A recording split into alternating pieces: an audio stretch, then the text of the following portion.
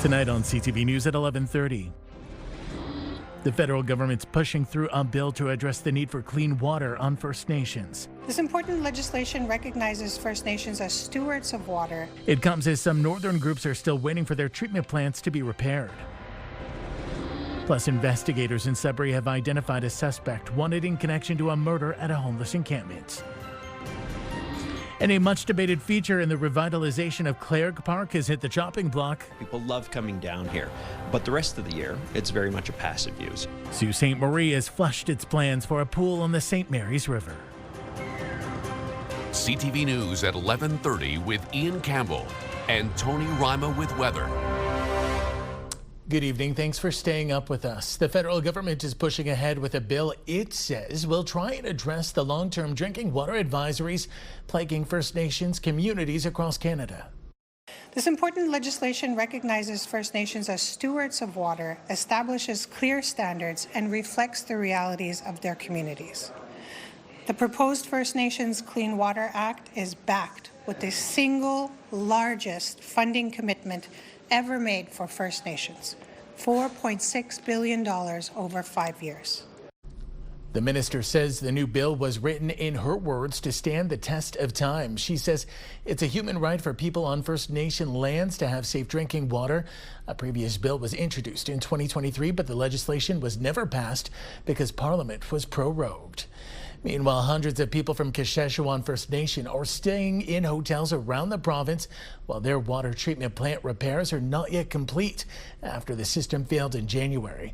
CTV's Lindsay Alick finds out how Northern First Nations are reacting to Bill C-37 tonight. Roughly 1,700 people have been away from home for over 180 days now, staying in 4 communities across the province, and officials say, unfortunately, it will be a little bit longer. We're currently getting the community ready. We've installed the UV system, the Micron filter system, and right now it's just the infrastructure piece that we're working on. The mainline valves, the fire hydrants. The reason for this is we have to flush the infrastructure or the water lines in people's houses from cryptosporidium. So that's going to take chlorine dioxide to flush. So what we found at the beginning of this crisis was the fact that a lot of our infrastructure was not in the best condition, and this is why it's kind of taking a little longer than it should have. Wesley says the hope is to have the work complete and repatriate back into the community by the end of July or early August. He says he feels that if legislation like Bill C-37 was already in place, maybe the situation could have been prevented. I think if my communities had a say in what happened today and what they announced, I think they would say like show us that you can solve our issues and solve these problems that have been promised for so many decades. As First Nations leaders from across Ontario gather at the annual Chiefs Assembly in Rama, Northern Ontario's voice is being heard. Water is a human right. Full stop. We are looking to Canada to help us champion a shift from the outdated and colonial perspectives of First Nations being viewed as second-class citizens to ensuring our people can enjoy the same clean and safe drinking water guarantees as non-First Nations across this country. Leaders will spend the next 3 days advancing shared priorities and will address key issues impacting First Nations across the province. Communities like Saskatchewan will be watching. Lindsay Alick, CTV News, Sudbury. In other news, investigators in Sudbury have identified a suspect in a homicide investigation involving a tent fire at a homeless encampment last week. Police are looking for 33-year-old Brandon Gramling McEwen in connection to the death of a 41-year-old man June 11th. 2 tents in Energy Court were set on fire last Thursday around 3:30 in the morning. One person was found dead inside after the blaze was put out. Gramling McEwen is wanted on charges of first-degree murder, arson, and possession of a weapon. North Bay's police service released some numbers today on how its domestic violence and victim support unit is affecting intimate partner violence in the city. CTV's Eric Tashner reports. We've been able to do a lot of things. Constable Sue Solman and Constable Ashley St. John provide a snapshot of intimate partner violence data collected last year. With the support and the leadership that we had. According to their data, police responded to over 1,200 domestic violence-related calls, an increase of 120 compared to the year prior. We see it from all different households and all different pressures. It's really a crime about control. You just never really know what's going on behind your neighbor's door.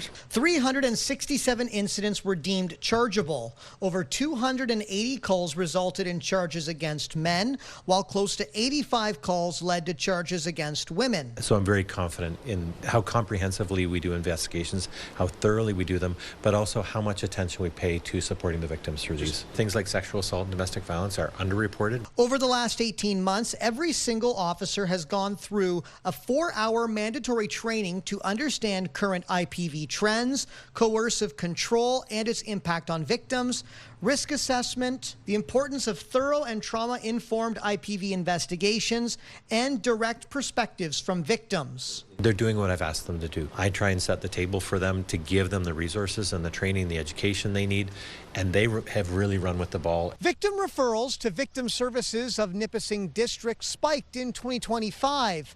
Close to 900 referrals were completed.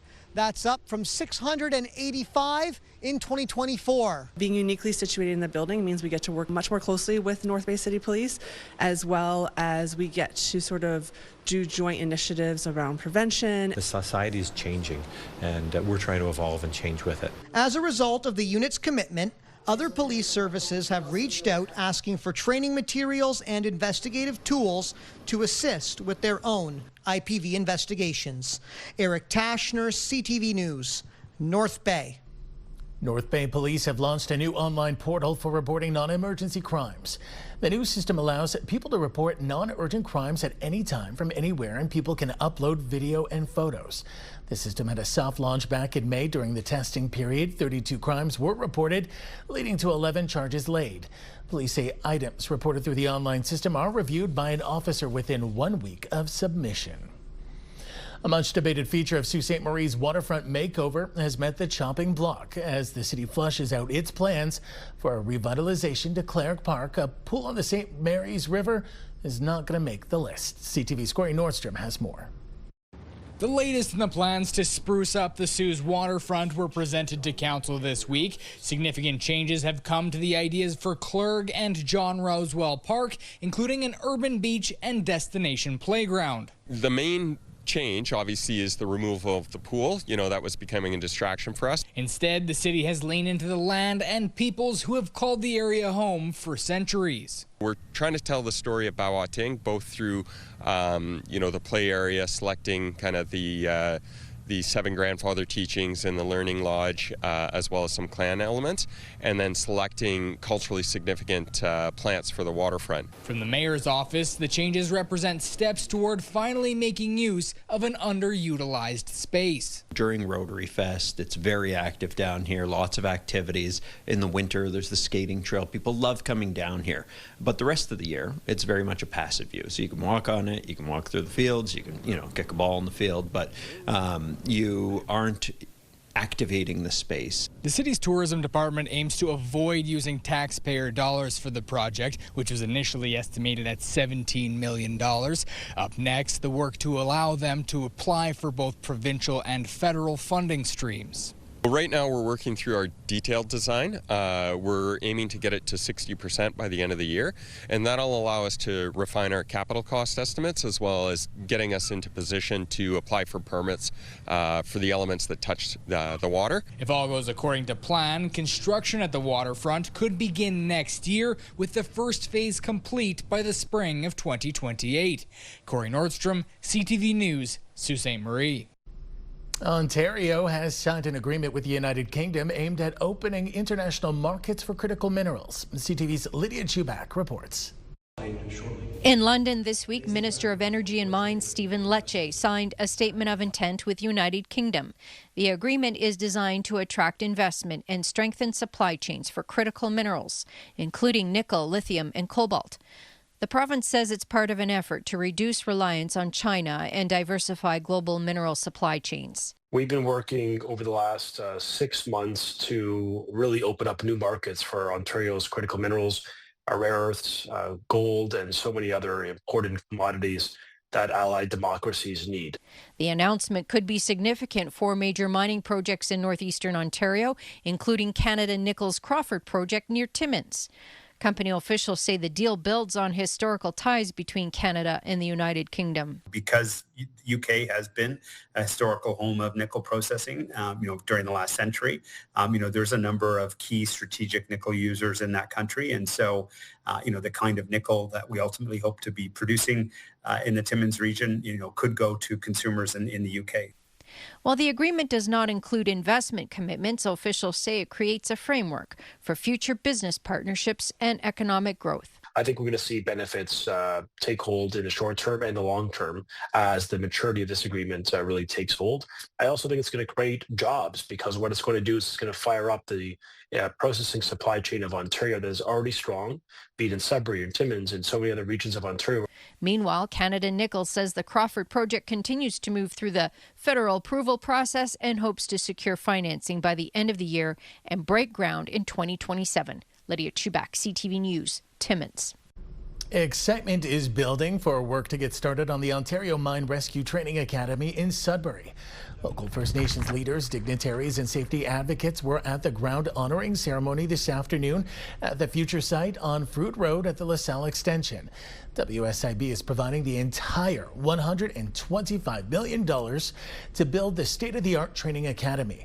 The facility will be built on 124 acres of land donated by the City of Greater Sudbury and will provide space for specialized training for mine rescuers.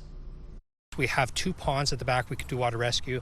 We can do line power rescue with power lines. We have cliffs along LaSalle that we can use for rope rappelling. Plus, we're going to have a rope tower, confined space entry, smoke tunnels. Right now, when we deliver things like rope rescue training, because we are on the mine property and the sheer size of the province, we can train them on ropes maybe once or twice a year.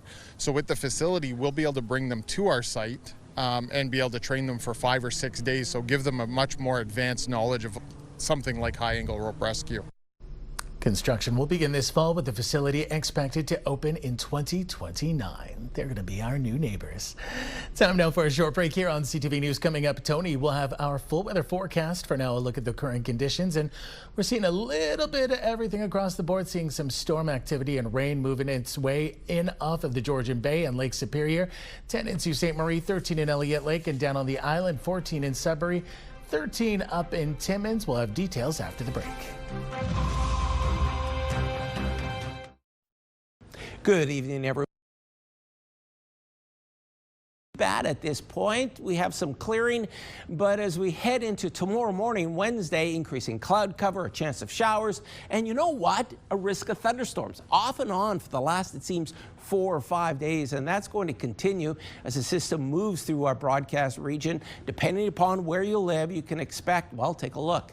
5 tomorrow evening, a lot of shower activity in through northeastern Ontario. Let's take a look at our 5-day, make that 7-day weather forecast, starting with Sudbury Nickel Belt.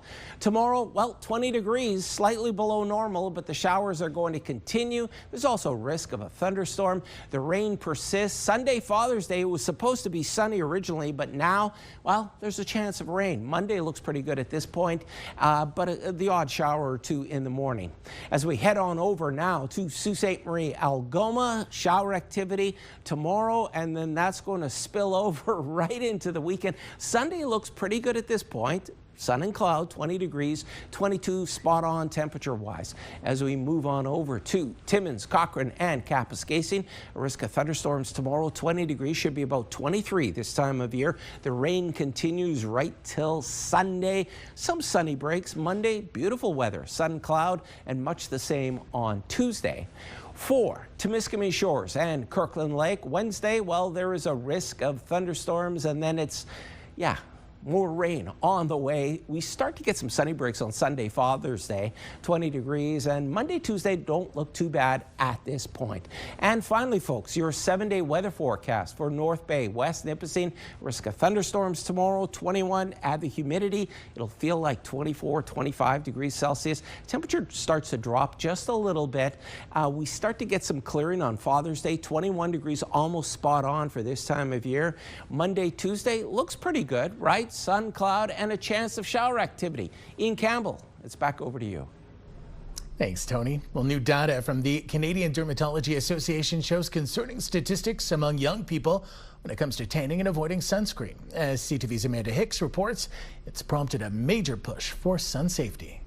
It's a trend Sudbury dermatologist Dr. Tiffany Parsons is watching with growing concern. Skin cancer appearing in patients at a much younger age. I've had a lot of young patients with the first type of skin cancer that's the most common, which are called basal cells. We know basal cells are from accumulation of sun exposure. I'm seeing people in their 20s with these skin cancers. That's a big concern. Across Canada, studies show melanoma rates are also ticking upward. It's why the Canadian Dermatology Association is centering its annual sun awareness campaign on Gen Z. The findings reveal that while nearly 80% of Gen Z is worried about skin cancer, 4 out of 10 are still actively trying to get a tan, and only 22% wear sunscreen year-round. At Cambrian College, some students say UV protection is an automatic part of the morning routine. How often do you wear sunscreen? Every day. If I'm going to go somewhere where I know there's going to be a lot of sun, I will use sunscreen. While many say they have rejected artificial tanning beds, some still enjoy catching some rays outside. My side of the family can tan very easily. We don't really like a burn, so I don't know if that's why I don't really wear sunscreen as often as I should. I don't do tanning beds, but I do like to sit outside, lay outside, and get a little bit of sun. Others say skepticism has driven them away from sunscreen altogether. I did a lot of reading on it, that it was actually there's harmful chemicals and that it's cancer causing and a lot, so I just stay away from it completely. Parsons believes the hesitation comes down to a mix of youth invincibility and online myths. Get the question often, I read that sunscreen's bad for you, and this is completely wrong. We have very good supporting research and evidence to show that sunscreen is safe. Parsons says sunscreen needs to be reapplied every 2 to 3 hours to be effective. And while UV reflective clothing and wide-brimmed hats are great alternatives, a combination of all three remain your best defense. Amanda Hicks, CTV News, Sudbury. If you've driven by Sudbury's main courthouse, you've likely noticed a new addition on the front of the building. CTV's Angela Campbell gets us tonight a closer look. Morning. A bag goes through the scanner and its owner goes through a metal detector. It's all part of new enhancements at Sudbury's historic courthouse. Really, it's in the name of safety, in that everyone who accesses the courthouse, on any given day could be in the hundreds, that it's all in the name of providing a safe environment for those that work here and those that are accessing it for their own purpose. Regular users of the courthouse have key cards to enter, while members of the public must go through the security access each time they enter the facility. Ornella says the operation has been going well since the single point of entry opened April 20th. This allows our court security personnel to screen individuals, check their belongings to ensure that no weapons, no contraband, or anything that could be of harm to anybody accessing the courthouse is captured and turned away before it enters the building. At least 2 Greater Sudbury police officers are on duty. One screens belongings while the other is stationed at the metal detector. There's a secondary hand scanner for anything that may have been missed. As it goes through a metal object, there will be either an alarm or a vibration depending on which setting I have it on. And the louder it is, or the more vibration, means that there's more metal density, which could be an item of concern. The enhancements also include an accessible entrance and improved walkways. Renovations were fully funded by the provincial government as part of its plan to modernize infrastructure and strengthen security. A statement from the Ministry of Attorney General reads in part, "These measures are designed to streamline access while strengthening the safety of everyone who enters the courthouse." Although they don't keep stats of how many people access the courthouse on any given day, one of the officers told me they've taken more than 4,600 scans since the security measures began almost 2 months ago. Angela Gemmell, CTV News, Sudbury. Still ahead tonight on CTV News.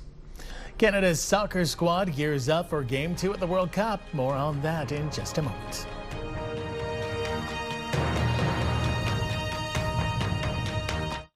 A new survey shows single Canadians are paying the price at the grocery store. According to a new survey from Interac, they are paying more for food than households. The Interac survey shows single Canadians spend about $102 a week on groceries, while a couple in a shared household pay about $80 per person for a total of $160 a week. It also finds nearly 80% of singles say they just can't seem to bring their bills down. Some of the reasons why: they can't find savings by buying in bulk and struggle to find portions suited for one. Many also say their food often spoils before they can eat it. Special Olympic athletes were in Sudbury today meeting fans ahead of the Summer Games. CTV's Madison Marier has more on the law enforcement torch run and what it means to those involved.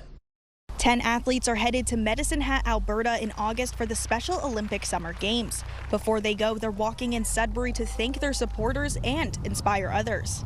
It was incredible to see the community support, cheering us on, stopping their vehicles in the middle of the road and getting us out and cheering us on. The annual law enforcement torch run is a key part of the athletes' preparations. And for one father and police officer, today was even more special.